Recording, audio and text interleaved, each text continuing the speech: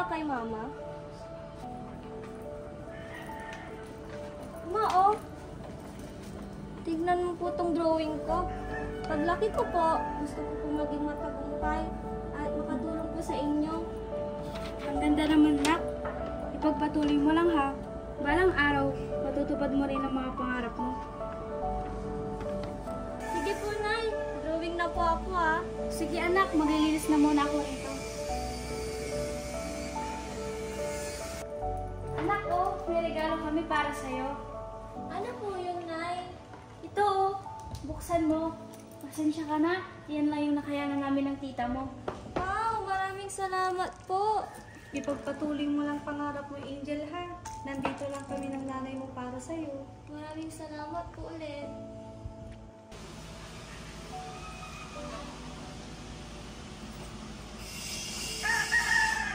Hoy, anong ginagawa mo?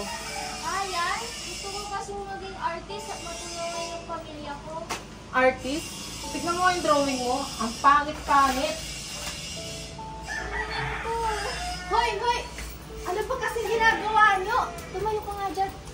Ano bang napapala nyo sa ginagawa nyo ganyan, ha? Amin na nga yung gamit niya. Ito. Oh.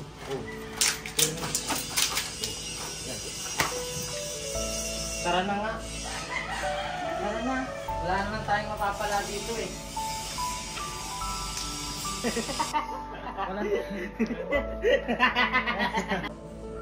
Ano ba kasi nangyari? Gusto ko lang nang makipagkaibigan at ipakita yung talento ko.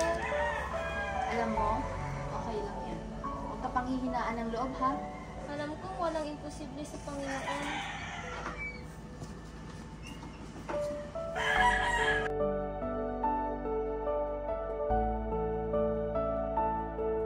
Ma, tita, naabot ko na ang mga pangarap ko. Masaya kami ng nanay mo, Angel, at naabot mo ng pangarap mo.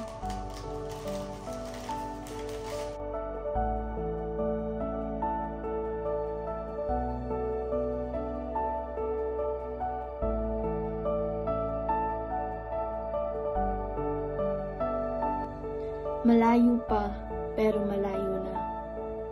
Mahirap ang maging mahirap, pero mas mahirap ang taong walang pangarap. Pangarap lang ang may pagmamalaki kong sa akin, kaya kahit pagod na, magpapatuloy pa rin. Nakakapagod na, kaya ko pa ba? Ipagpapatuloy ko pa rin ba?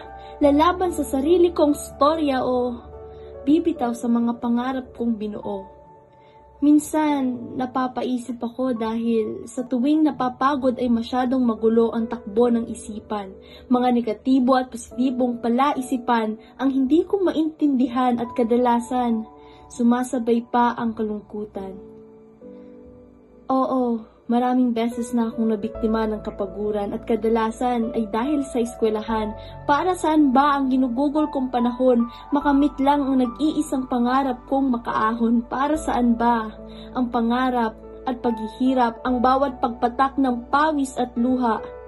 Pero alam nyo, napagtanto ko na malayo pa, pero malayo na. Na mas mahihirapan akong makaahon kung pipiliin kong ilunod ang sarili ko sa ahon, kaya hindi. Kailangan ko itong labanan, bitbit ko ang mga taong nagtitiwala sa aking kakayahan. Magpapatuloy ako kahit maraming humahadlang, tatanggapin, titiisin mga araw na kay dilim. Alam kong mayroon itong bungang aking aanihin.